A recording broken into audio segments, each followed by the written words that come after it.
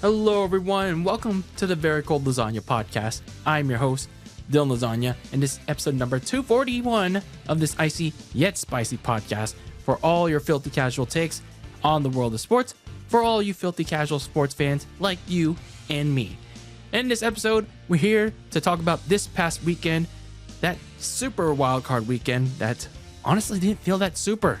And we'll talk about why I didn't feel that super in this episode, this recap of super, but not so super wildcard weekend in the NFL as the playoffs are officially underway.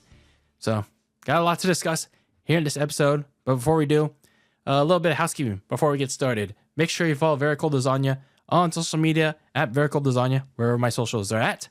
If you're watching it on YouTube, they're in the description below. It's on Twitter or Instagram for all the people watching or listening on audio. Speaking of audio, make sure you listen to the Very Cold Lasagna Podcast. For all my audio listeners out there, continue to do so. Rate and review the show. And for all the people watching on YouTube, make sure to smash the like button. Smash the subscribe button if you're not already, which you should, by the way. And then smash the notification bell so you'll be notified of each and every episode that comes out of the Very Cold Lasagna Podcast. And leave a comment down below with your takes on each and every topic that we discuss on here. In this instance, is each and every game that we're going to be talking about here in our little recap of NFL Super Wildcard Weekend 2024 as the playoffs are underway, however you want to describe the beginning of the Super Wildcard Weekend. And as always, share this with your friends, share this with your neighbors, share this with a stranger, share this with your coworkers about the good, the bad, the ugly, about this filthy casual podcast entitled Very Cold Lasagna. That being said, let's get right into it. We had 6 games on the docket in this past weekend in the NFL with the beginning of the 2024-25 NFL playoffs. And like I said at the beginning, it was very underwhelming. It was a not so super wild card weekend. And I can honestly say why. I can honestly understand why the NFL decided, let's not brand it a super wild card weekend this year. When you look at the social media with the NFL, they didn't label it super wild card weekend. And Pat McAfee was on his show, and I didn't notice this either until I saw the branding, that they didn't market it as super wild card weekend this year. And understandably, he was not happy about it, and I certainly was not happy about that either. It's like, didn't you brand this as a super wild card weekend? But then we get to the actual games, and it certainly didn't feel super. It certainly didn't live up to the billing of super wild card weekend, and it didn't even live up to wild. It was just a card. It was just a card weekend. I guess you could say it was a mid-card weekend. I guess you want to put it that way. I know, I'm bad at puns, but yeah, it was just another, I guess you could say, weekend in the NFL. But not exactly the best way to start the NFL playoffs on the road to Super Bowl 59 in New Orleans. So I guess you could say things got big hard to start these playoffs. But don't fret, we still got a long ways to go to decide who's going to be the final two playing for the Lombardi down in New Orleans. So that being said, let's talk about these playoff games, shall we? Starting with the Saturday slate on the AFC side of things, which were pretty much the first half of these games. Starting on CBS in the afternoon, we had the 4-seed Houston Texans taking on the LA Chargers as the 5 seed. And this game, it started off as a little bit of missed chances by both teams. You look at the first half of this game, for the most part, it was a lot of missed opportunities, a lot of missed chances, but especially missed chances by the Chargers. Like this game where the Chargers really could have took control of this game very early on. Like they drove down the field in their opening possession. All they could muster is the field goal. And then when the Texans were about to go on their opening possession of the game, safety, Alani Gilman, my apologies, he immediately strips the ball away from receiver John Mechie on the very first possession of the game for the very first play of the Houston Texans. They get that big turnover right out of the gate. All the Texans could muster was a field goal. So all they could muster was 6 points. And yeah, from that point onward, until you get to the third quarter, that's all they could get. That's pretty much all they can get. And we'll talk about what exactly that was. But when you're the LA Chargers, this was your first playoff appearance since, I believe, 2 years ago, when they had the happening against the all elite Jaguars. Not exactly the best impression here again. So yeah, they also missed out on points to start the third quarter, because rather than go for points to take a 9-7 lead by that point, Jim Harbaugh elected to go for it on fourth down, and they failed. They failed in that situation, and that was after getting another turnover, another turnover on a Joe Mixon fumble, and yeah, we pretty much knew what was going to happen from there. But again, we'll talk about what events unfolded for this Chargers team. Meanwhile, for the Texans, it took a long while for them to really overcome that opening drive mishap. But a major reason why they won this game was their defense.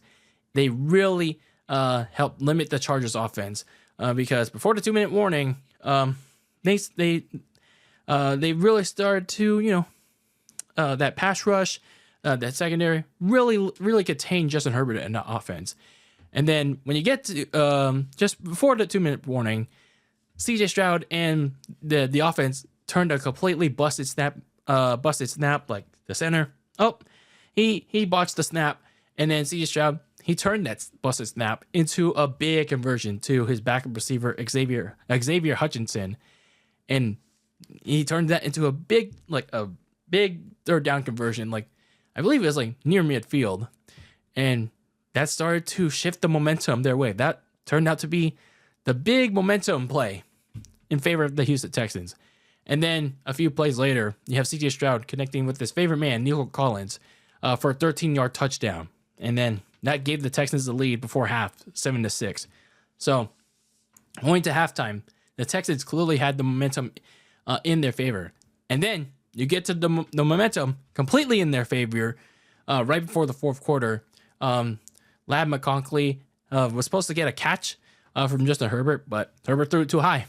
Went to one of the defensive players, Eric Murray, for a pick six.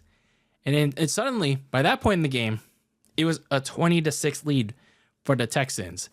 And then commence the Clipper. I'm sorry. The Clipper. The chargering went into full effect. I mean, it doesn't matter by this point. The chargering, the clippering. Like, I guess it just never goes away, even if you have Jim Harbaugh as a coach, which is unfortunate, man. So, yeah, the clippering went to full effect when Justin Herbert threw another interception on the very next drive to Derek Stingley Jr.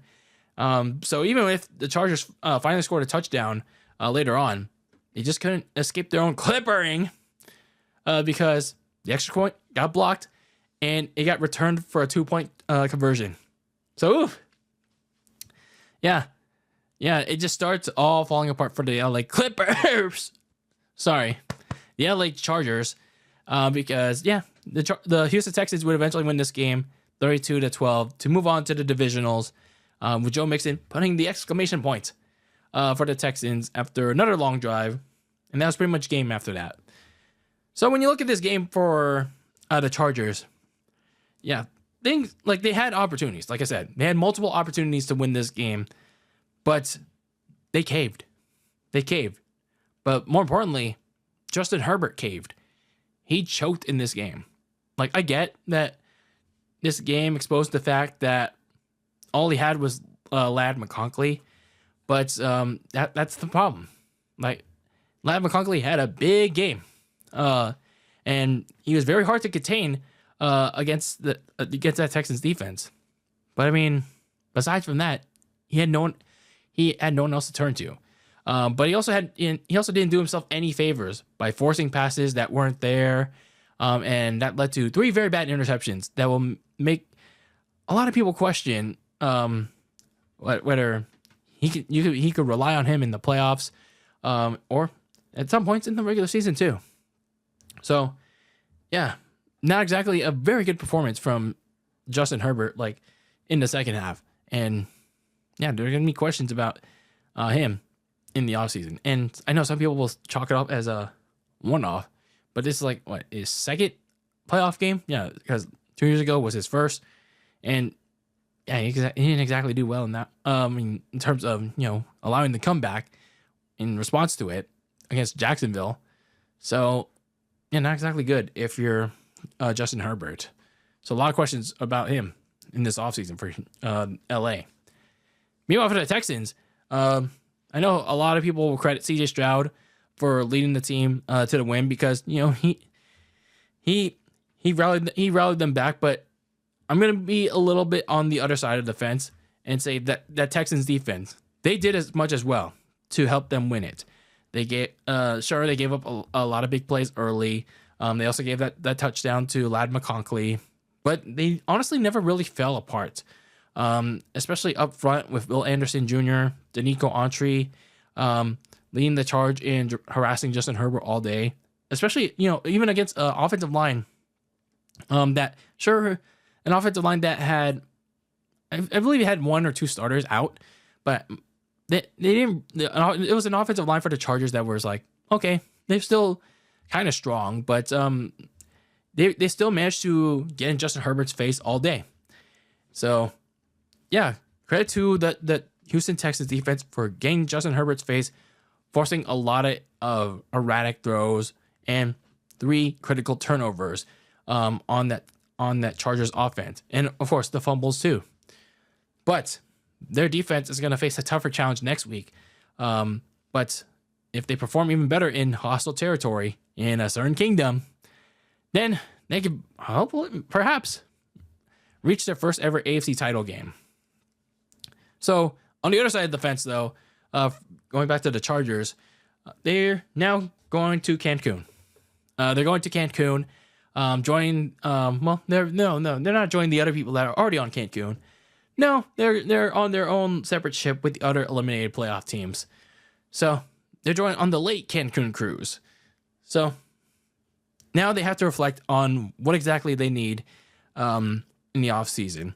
So consider this my early offseason needs, not just for the Chargers, but for the other eliminated teams that we're going to be talking about here in this episode. So this is not a comprehensive list, but my one or two of my priority needs for them.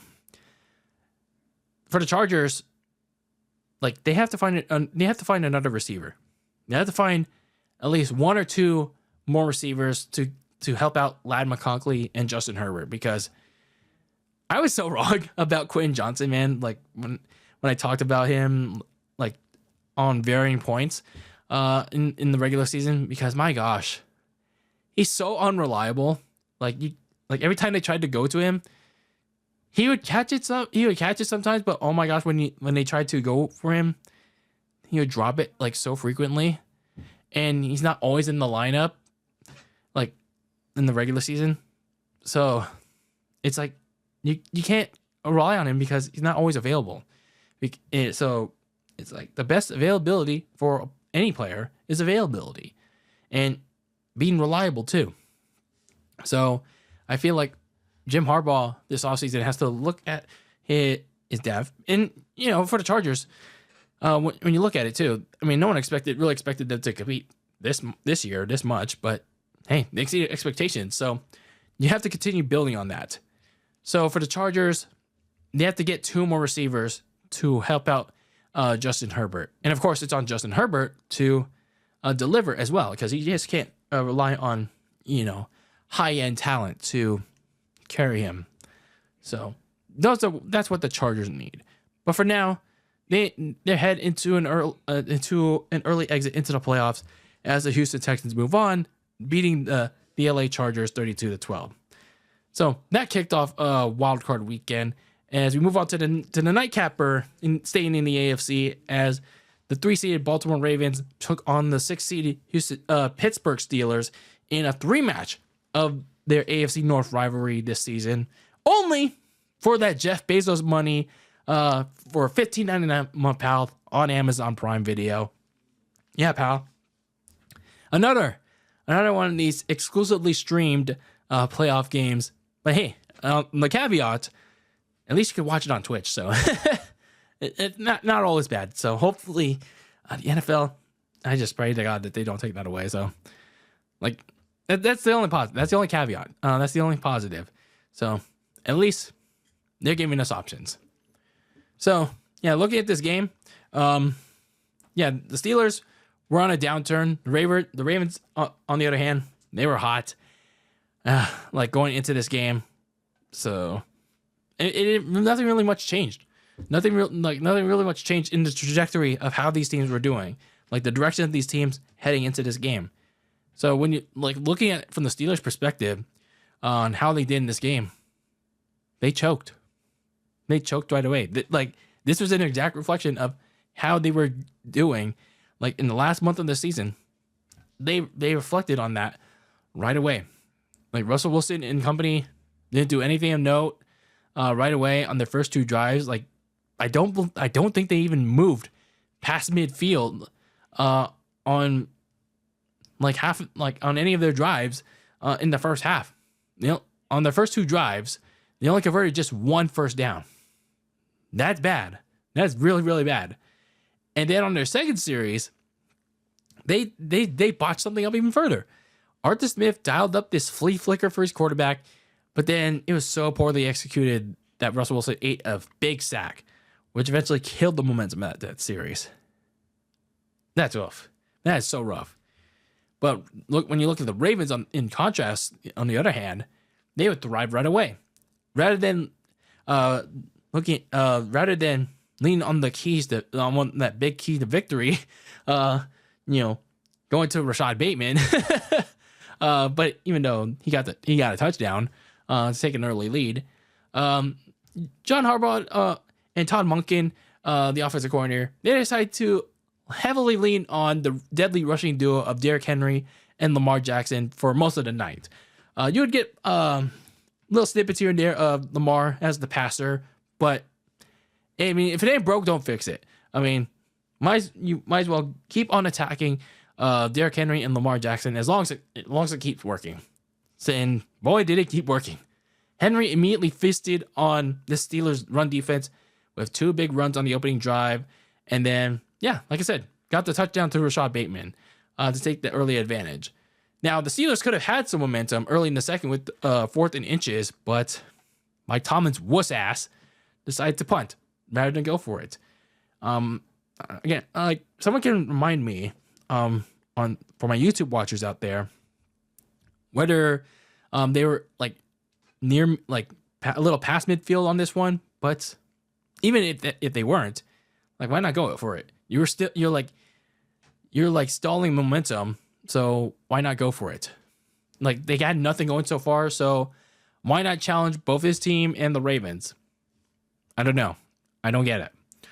Just especially considering that their defense was getting so gassed from another 7-minute plus long Ravens drive in which Henry and Lamar killed them on the ground again, and then they were already down 14-0 because Derrick Henry. So when you look at the Steelers, they were lacking production on both sides at that point in the first half. That even had Al Michaels and Kirk Herbstreit, they were openly calling out Mike Tomlin's dumbass for not producing. They only got past midfield barely, just once. And when you look at the scoreboard, by the end of the first half, they're down 21-0. That's so bad. Like Mike Tomlin, it's not like he had his team prepared for anything in this game. But I mean, they tried to get something going in the third quarter, in their opening drive of the second half. They got this long bomb touchdown from Russell Wilson to Van Jefferson. They cut the lead to 14, so 21-7. But then all that goodwill was immediately erased because they still couldn't stop Lamar Jackson and the offense, nor could they stop Derrick Henry from running a long touchdown, and it was right back to 21 points, 28-7, right out of the gates. So even if they answered back with a touchdown too and cut it back to 14, 28-14, by the way, it's just right back to square one for the Steelers because no longer could they threaten the Ravens the rest of the way. And their season basically ended with Wilson getting sacked and turning over on downs on their last drive. And yeah, that's basically game over for the Steelers once again in the first round. And the Ravens are moving on in the divisionals. And yeah, they put down their division rival Steelers 28-14. So when you look at the grand scheme of things for the Steelers, I mean, it's just another rehash from last year. It is literally like a rehash, like from these last, I don't know, you can say last 2 seasons, last 5 seasons, however maybe. They start off strong, but then they fall apart in the end for a first round exit in the playoffs or not make the playoffs at all. It's like, but it's just mediocrity at its finest. It's running in circles at its finest. But when you look at this game specifically, if you're the Pittsburgh Steelers, I don't understand why Mike Tomlin didn't consider, like, when he had Justin Fields out there for like one play, why not put him in? Why didn't he keep him in there? Why didn't he keep Justin Fields out there the rest of the way? It was like mid third quarter, he ran Justin Fields for like a passing play or something, but yet Russell Wilson came back out there. I mean, I get it, it's to try to shake things up, but you should have kept him the rest of the way to shake him up, to shake things up. Like, the offense has been so broken with Russell Wilson, and I get it. Russell Wilson has tons of playoff experience, and he's the best man that can help the Steelers win right now, but they've been so broken. And I get it, not everything has been his fault, but under center, but it's just like none of the offense has been trying all night. The whole team looked like they didn't try all night. But at least with Justin Fields, like, who went 4-2, I mean, it was a team effort, but at least you could try to threaten the Ravens a little bit with the mobility, a mid-range ball, a deep ball. He still has a deep ball, by the way, just like Russell Wilson. So I don't know why Mike Tomlin didn't try something else. At least try considering utilizing Justin Fields the rest of the game. That really baffled me. Meanwhile, for the Baltimore Ravens, like, they convincingly won this game. I mean, I expected them to win this game anyway. So not really a lot of deep thoughts on how they did in this one. So for successful as they were in this one, like, I feel like going to the next game, John Harbaugh has to remember the passing game too, because Lamar didn't really throw all that much. The stat sheet will say, 200 yards or something, but you got to do more. I feel like you have to balance out. You have to have the balancing act going to the next one, especially whether you're facing the Bills or the Texans in the next round, because it's important to remember that offensive coordinator Tom Monken, you got to get Lamar the passer going in order to prevent the offense from being too one-dimensional, especially if either one of those teams, being the Bills or the Texans, could shut Derrick Henry down, or it's Lamar the runner down. So the Ravens are moving on. They'll have to wait the next day to figure out who their opponent would be. So, looking at the Steelers, who joined the Chargers in Cancun, looking at what their off-season priorities are going to be. Again, this is just check 1 or 2 things, like early needs of what they need to do. Unfortunately, one of those things is not going to be Mike Tomlin getting the shaft, because for whatever reason, ownership, the front office are still really stubborn to let his ass go. Like, I really don't get it. It's been 19 years, 1 Super Bowl. They're clinging on to dear life for 1 Super Bowl, all like those 19 winning seasons. It's like, bro, it's 19 winning seasons, and yet it's the cycle of mediocrity that they're clinging on to. Like, they've had 6 playoff berths since 2015, and yet their last win was in 2016. It's been nearly the same end result. Like, don't they want something different? Don't they want to change things up for the sake of not wasting years on years of some of their like key players? Like, you can't keep going through this cycle, man. Like, don't they realize this? Anyway, they do have to look for a quarterback, though. They do have to look for not just a quarterback, quarterbacks, because the Russell Wilson and Justin Fields experiments were, I'd say, mixed ones, but I feel like with Russell Wilson specifically, that should be one and done. While they could consider bringing back Justin Fields, if he wants to come back, he's a free agent now. So I feel like they have a lot of questions to consider when it comes to the quarterback position. Again, they're gonna have to try again in free agency. I'm not sure what options they'll have. They're not gonna draft one in the first round. Even if I did have a slightest of clues, prospects, there's probably nothing there in the first round anyway. Maybe something in the second round, third round.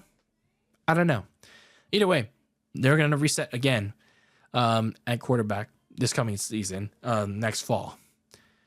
So the Ravens topped the Steelers 28-14, and the Ravens were going to find out their opponent in the first game of the Sunday slate, wrapping up the AFC side of things, as the Buffalo Bills, as the 2 seed, took on the 7th-seeded Denver Broncos on CBS. And looking at this game, the Bills had to be careful in this one heading into it, because this was a potential trap game for them, because sure, they had Josh Allen, they had their MVP candidate, but this was a Denver team that was, I'd say, mixed with youth, mixed with veterans. They had a potential rookie of the year candidate. Well, not really, because Jayden Daniels. But he was still playing relatively well in Bo Nix, and a really good defense. That really good Denver defense. So they had to be careful not falling into a potential trap that could send them home relatively early in the first round. So when you saw how Denver did very early on in this game to open things up, they were aggressive. And I loved that aggressive play calling from Sean Payne. He let Bo Nix take a deep shot to Troy Franklin, his college teammate, for an early 7-0 lead. It shook Highmark Stadium. It was like, whoa, okay, they sent out an early statement to us. Yeah, it pretty much was unfortunately the end of that for the Broncos, because Josh Allen, the Bills, they weathered the early storm to take control, with pretty much all their drives being long, most of them at least, long and methodical. Sure, they only came away with a touchdown on one of them, but at least in the first half. But yeah, you could see them pretty much take control of this game slowly but surely as the game went along. And then it seemed like Denver was going to try to crawl back in this game. It's just, unfortunately, they unluckily came away empty before the half, because doink, Will Lutz's field goal went off the post. And then when you get to the second half of this game, that's when things really start to turn ahead in favor of the Bills. And yeah, it really started to go downhill for the Broncos. Buffalo take control of this game in the third with 2 more long drives, tiring out that Denver defense. One ending in a field goal, one ending on this crazy 4th-and-1 sequence that saw Josh Allen connect with Ty Johnson on this sliding 24-yard catch. And all of a sudden, it was 21-17 right before the fourth quarter. So, yeah, they were up by, I can't math here, 14 points right before the fourth quarter. And I'm just thinking to myself, the Broncos, were getting driven off the field quickly. And I'm looking at the offense. It's like, what are they calling here? What happened to the aggressiveness here? And it's just like, all gone away. It's like suddenly stripped away. And it might be a Bills thing, might be a Bills defensive thing, but it might have to do more with Sean Payne being a little too conservative with this quarterback. So Payne's conservative play calling, like running it twice on first and second down, and then having Bo Nix throw. And then Josh Allen threw for another touchdown to start the fourth quarter. This one to Curtis Samuel, and it pretty much blew the doors open. And that was pretty much the end of the game from there. Soon you would see backups come in for the Bills, and yeah, they pretty much put the finishing touches for a final score, 31-7. That was pretty much your ball game. And at least with Denver, they almost tried to make it competitive, but unfortunately, again, the experience of the Bills just paid off. And not only that, Sean Payne, he got aggressive early, which again I liked, but for whatever reason, he went away from it. I just didn't understand why. And that's the reason why they lost this game. Sure, Bo Nix made mistakes, which was expected given this was his very first playoff game. That was to be expected. But to alleviate those mistakes, Sean Payne had to set him up for some success. And he didn't do that by, running the ball twice on second down. Like, you have to mix into passes. Like, have him throw on first down.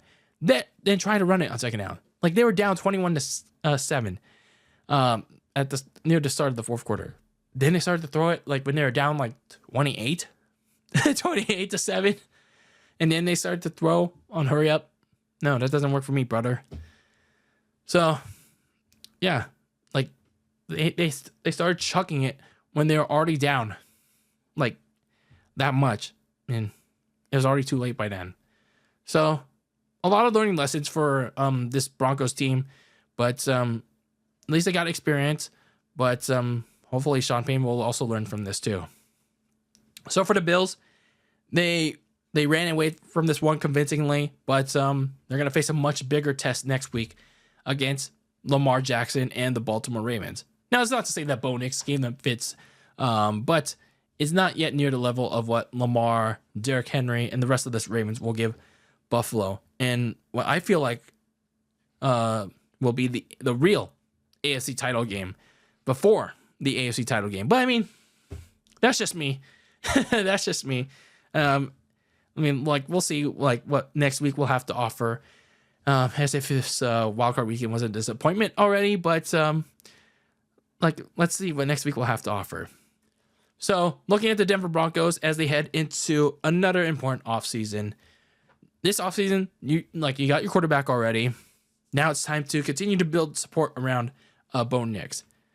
Like the Broncos, they still have to pay Russell. Like they still have to eat the dead cap. Like they already paid Russell Wilson, I believe I saw correctly. So they don't have any more money to Russell Wilson after releasing him last year and eating a bunch of dead cap. And they still have to eat a bunch of dead cap from that big fat contract. So while eating that big fat contract still and the dead cap carrying it, they still have to use whatever money they have. I believe is around 48 to 50 million from what I read on an article. So nonetheless, they still have to use whatever money that is there to add some help around Bo Nix. Because especially with receiver help, all Bo Nix really has is Cortland Sutton and Marvin Mims. So those are pretty much your top two receivers. But Cortland Sutton's getting older. I mean, I don't know how much older, but let's just say he's getting older. He's been there, I believe, around 5, 6, 7 years now, if I remember correctly. But anyway, he both of them could use another receiver, and they could also use more receiver depth to help in Bo Nix's development. What Bo Nix can also use is a new starting running back, because the reason why Bo Nix had to throw a lot this year was because, the rushing attack sucked for Denver. I'm sorry to say it, but Javonte Williams, he's not it anymore.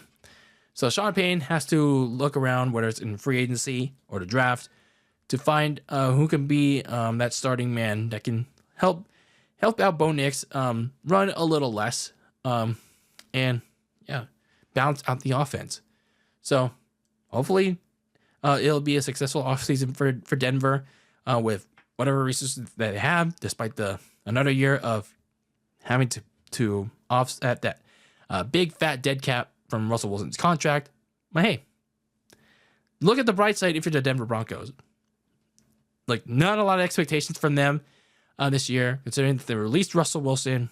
You bring in this rookie quarterback in Bo Nix, and you finally made the playoffs for the first time in like 8 years, like since Super Bowl 50. Like, the Mile High has to be proud of that. Like, hopefully you continue to go up. You continue to challenge in the division and maybe even steal the division next year. So you're on the up and up. Like, you really are. Meanwhile, now we turn our attention towards the NFC side of things in the first round of the playoffs, as the Philadelphia Eagles, as the 2 seed, take on the 7-seeded Green Bay Packers. And some of us thought this was going to be a competitive game, and then this ended up being, well, whatever we got. It turned into a snooze fest. The reason why it turned into a snooze fest, because it was a struggle. It was a struggle from the very beginning for the Green Bay Packers. It was just mistake after mistake after mistake after mistake for Jordan Love and the Pack. But it all started with Keyshawn Nixon. Like, he fumbled the opening kickoff, which led to the Eagles converting it into a very early touchdown. So basically, the Packers were in a very early hole, like 7-0, and yeah, they couldn't really do anything from there.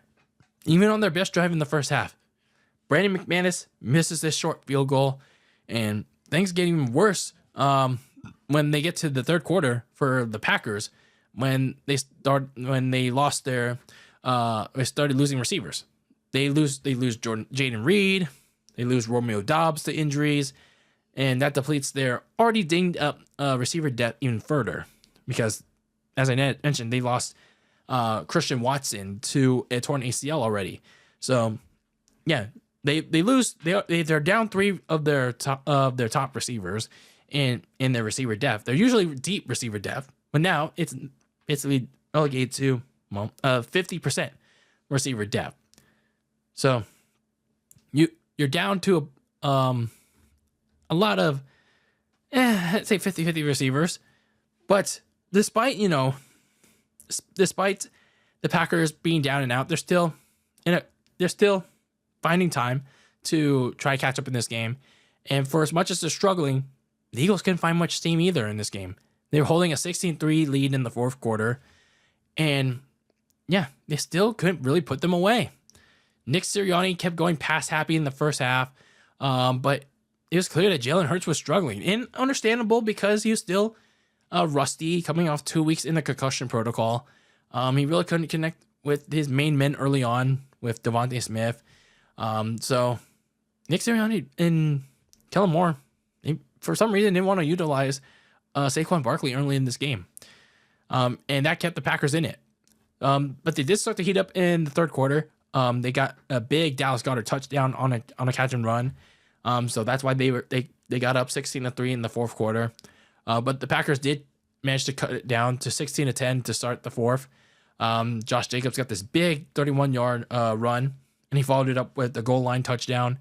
But unfortunately, they just couldn't stop the Eagles, even if the Eagles botched a fake tush push.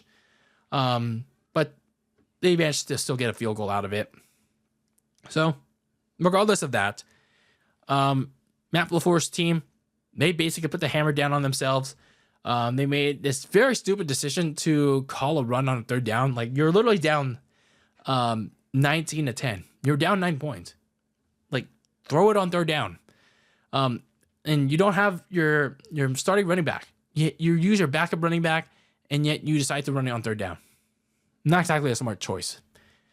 And then you do seemingly convert the fourth down, but then your receiver, you're down to your backup receivers, and they catch it out of bounds. Like, just barely out of bounds.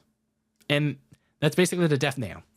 the Eagles put the finishing touches on the Packers with another field goal, and then they intercept Jordan Love in the end zone on a deep ball, and that's basically a wrap. 22-10. This is a very rough performance for the Packers. So in essence, the Packers beat the Packers. The Packers screwed the Packers. So like I said from the very beginning, it was a struggle for them because this is because they made it a struggle. They turned it over 3 times. They inflicted one too many penalties and injuries. Yeah, they picked up a lot of injuries in this game, and I just hope that it's not like significant injuries, because that would be terrible for them.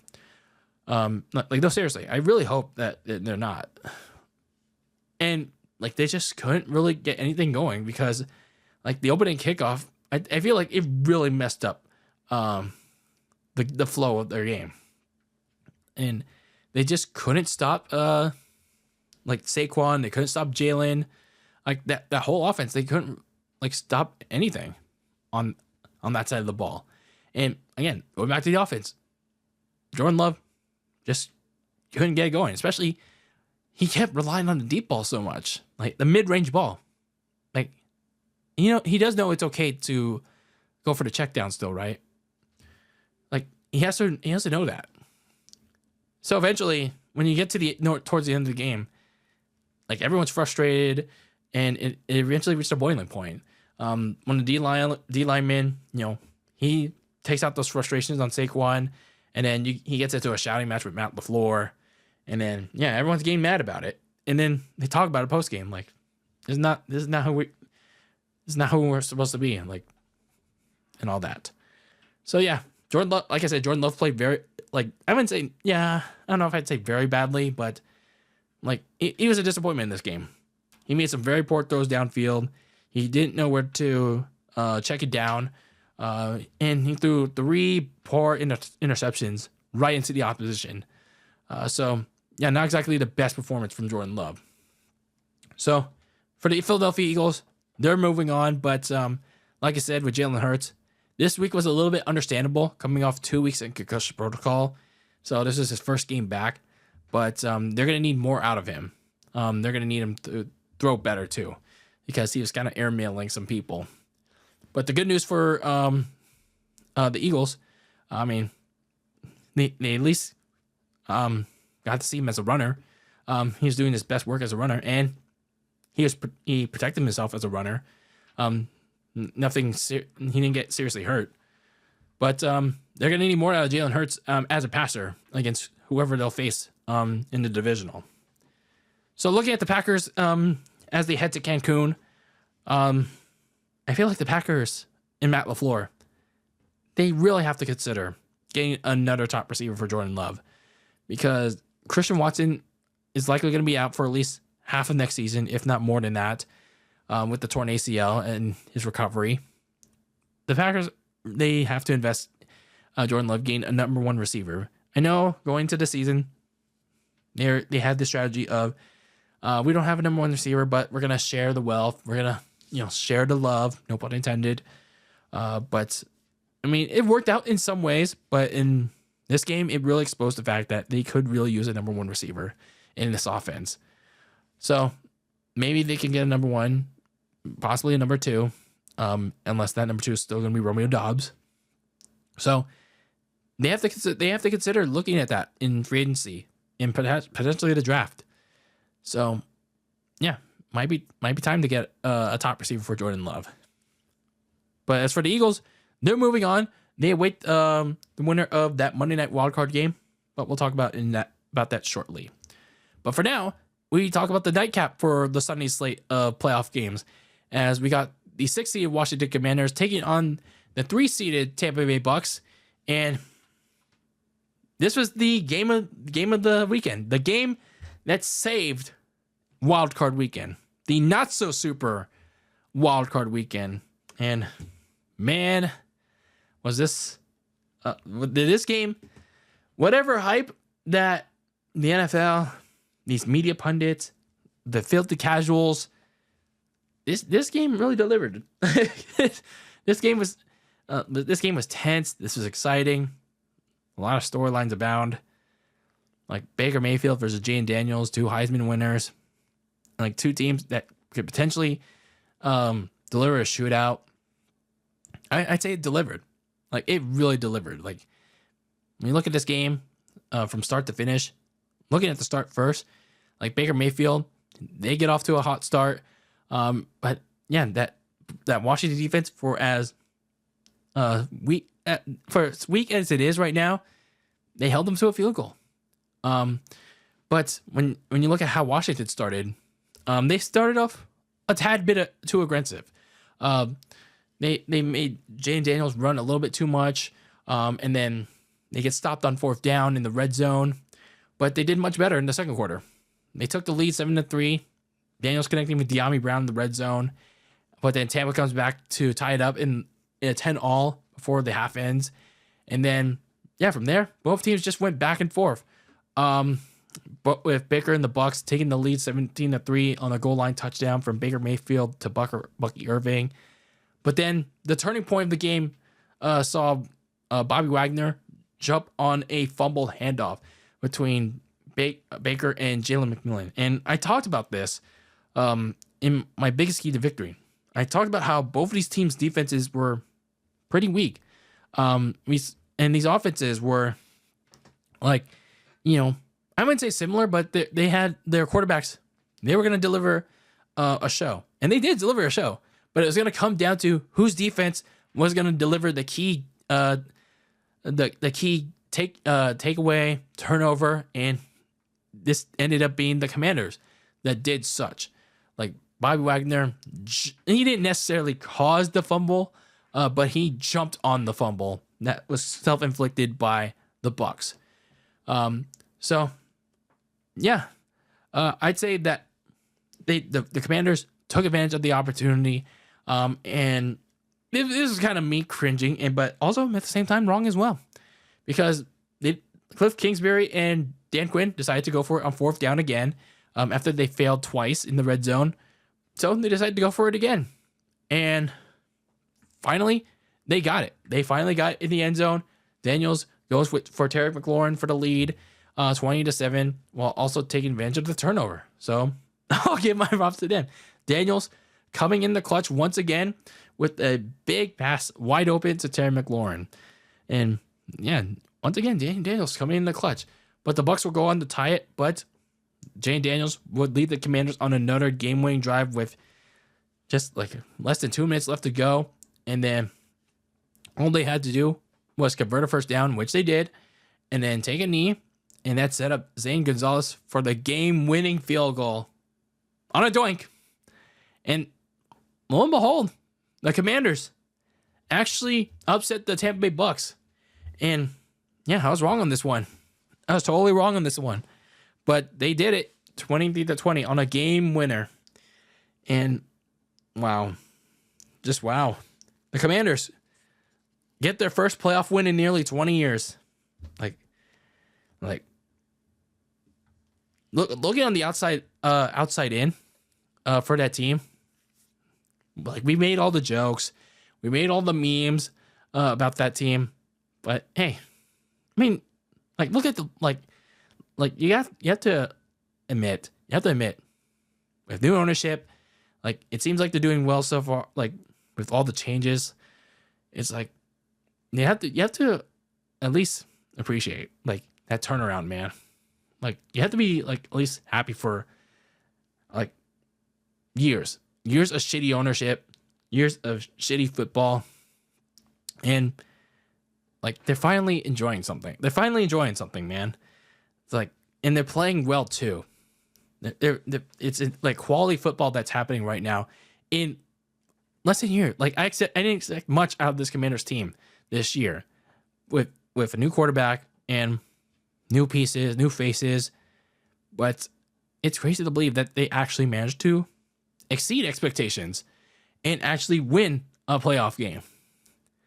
So, yeah, lo and behold, they're going to Detroit to face the red-hot Lions team, coming off a first-round bye, and I feel like the Commanders are not going to make it easy on Detroit. Like, the Lions, sure, they'll come prepared, but the Commanders, I'd say for as weak as their defense is, I feel like Jayden and the offense are going to make it very challenging. I say very challenging for the Lions in this divisional game. But regardless of what happens next weekend, where they somehow, by some miracle, upset Detroit or they go down swinging, the Commanders and their fans, they should be very, very proud of what they accomplished. Just getting this wildcard win, hopefully it leads to much bigger and better things next year. Seriously, man. Seriously. Meanwhile, for Baker Mayfield and the Bucs, credit to them too. I mean, they managed to fight back to get the the NFC South, pardon me, despite getting swept by the Atlanta Falcons. But they were too injury. They were too injury depleted. Injury mania just, it just clouded all over them, and it finally crumbled against them. I mean, you have to credit Baker Mayfield for his leadership, willing his team back to the playoffs, but they just had too many injuries to overcome it. That passing defense is severely lacking with a lot of key players missing. They also had on the offense, there was a few key playmakers that just Baker couldn't really rely too much on, like Chris Godwin. That would have been pitiful. That even had they had won a game, it would have led to them game being down next week by the Eagles. I mean, sure, they had Mike Evans be a pivotal role as well, but I mean, they were locking him down too. Marshawn Lattimore locking him down. So, yeah, for as successful as the Bucs were this season, despite the injuries, Baker Mayfield could only take them so far. So, looking at the early offseason needs for the Tampa Bay Bucs, as they also head to Cancun, they have to revamp the defense or add more help to it, because they really didn't do much last offseason for whatever reason. I think it had to do with cap related reasons.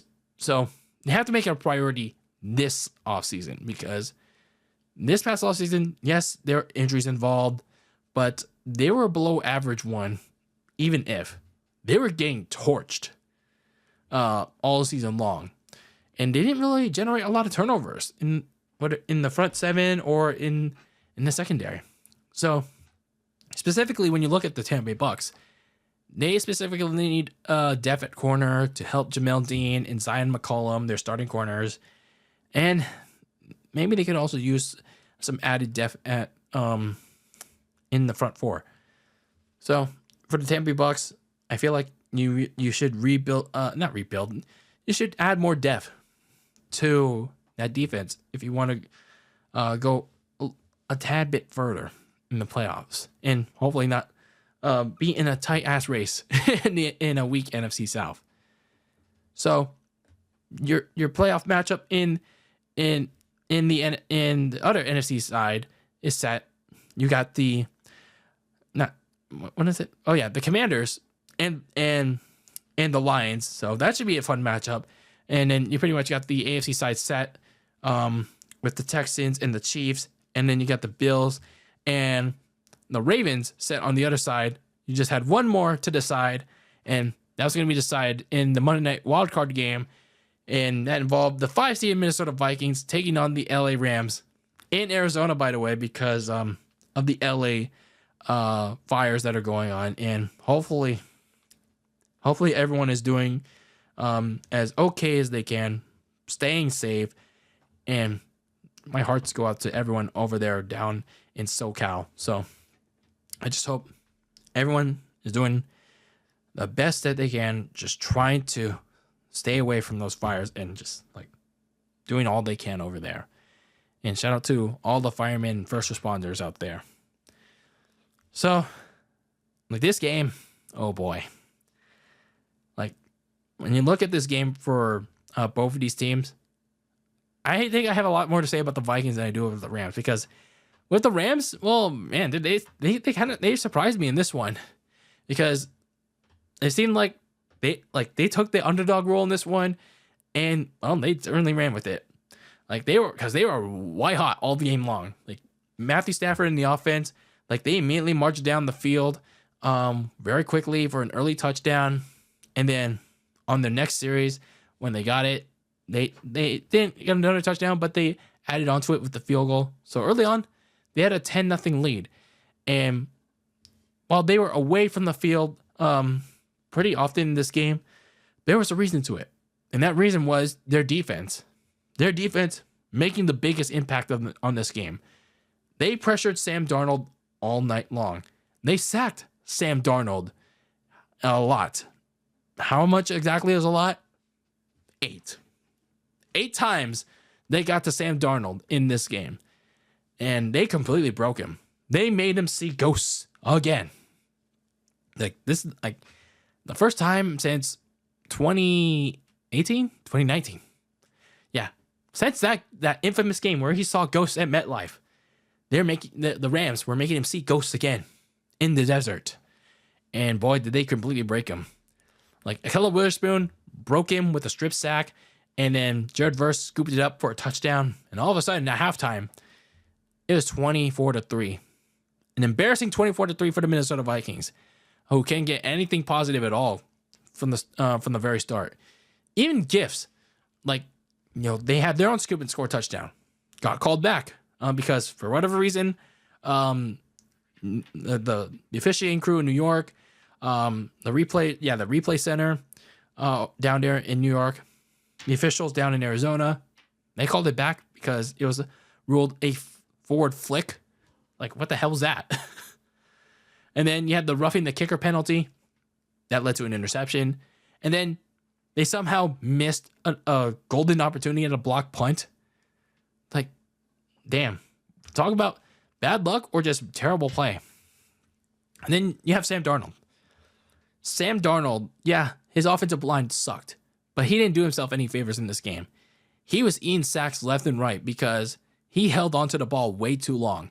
Like, he was trying to look for so many things to happen, and his receivers were wide open most of the time too. But he held onto that ball way too long, and he especially threw a bad interception to Kobe Durant in the second quarter. And then, like I said, let Ahkello Witherspoon shut the ball out of him, and then that led to the scoop and score touchdown. And I get it, the running game wasn't working either, which forced Kevin O'Connell to make Darnold throw more. But Darnold's got to get out of the pocket. Like, what happened to Sam Darnold? They would, like, slide out of the pocket, like, run when he needed to. Like, that Sam Darnold wasn't there. And I feel like that defense really got to them. Like, Darnold couldn't slide out of the pocket when he needed to. He couldn't run out of the pocket when he needed to. He couldn't even complete the easy screen passes to his receivers. Like, nothing was going right. He really crumbled in this game. And he, like, even if he got the lone touchdown to TJ Hawkinson, like, he just couldn't get anything going. By the time we got to the fourth quarter, Kevin O'Connell basically conceded defeat with the lack of hurry up. Like, the Vikings were just, like, you know, playing as if, like, they were still in the game and all that. But it was basically over. They lost this. They lost this thing. They were like, okay, this game's done. We're not going anywhere. After a successful 14-win season, no, we're gonna ignore what happened in the last game and this one. No, that's basically it.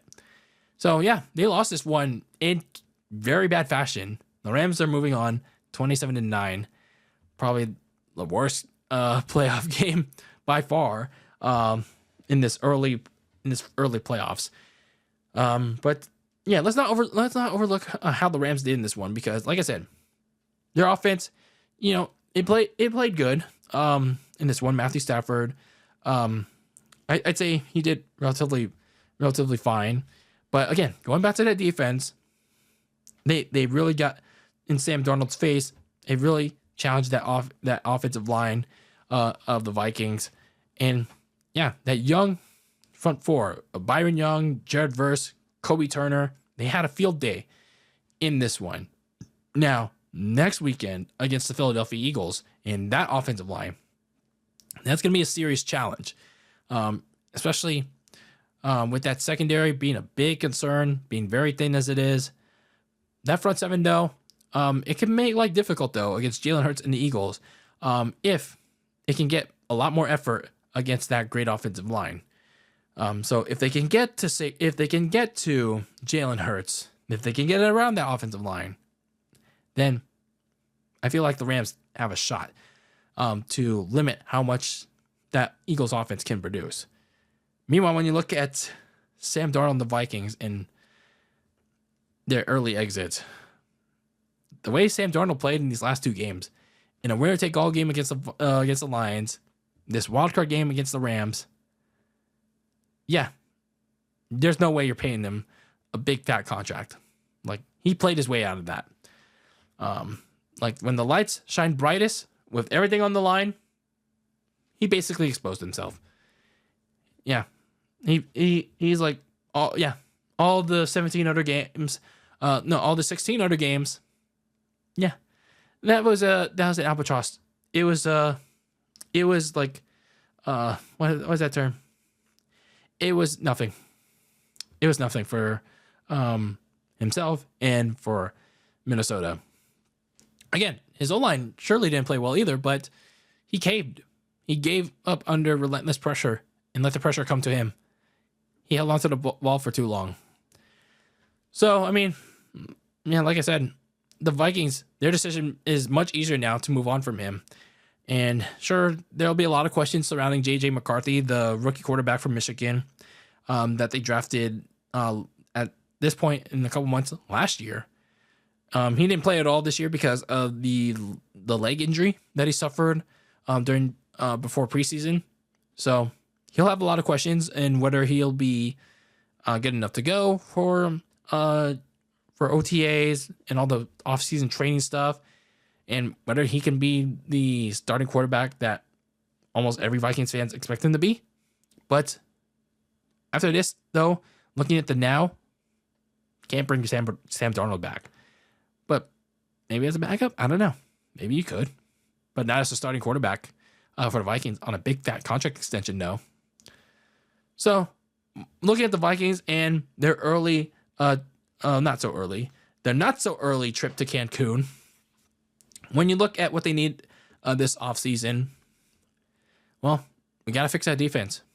Like, somewhere along the way, this defense just was giving up a lot. Was giving up a lot of big plays, and then late in the season, they were giving up a lot of points, which forced Sam Darnold into these situations. So, I don't know if it's a Brian Flores thing or it's a personnel thing, but they have to fix their secondary. They need some help at corner. They could also use some help at the front four, but either way, they need some serious help in that defense. And then looking back at the quarterback position, because I did notice another thing, Daniel Jones was there as well.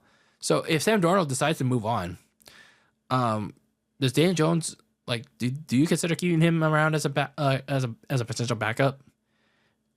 Maybe as a 1 year thing kind of thing, and then before he signs on to another team? We'll see. So yeah, the Rams are moving on to face the Eagles. I feel like if things go right for them, they could really give Philadelphia a challenge defensively, but on offense, they still have some questions that need to be answered. But when you look at this playoff weekend, not really the best slate of games. Like I said, the Commanders and the Bucks really saved it.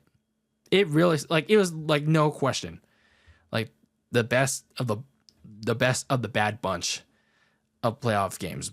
But I mean, this playoff weekend did answer some questions though. I say it answered some questions about a lot, like the eliminated teams and their offseason.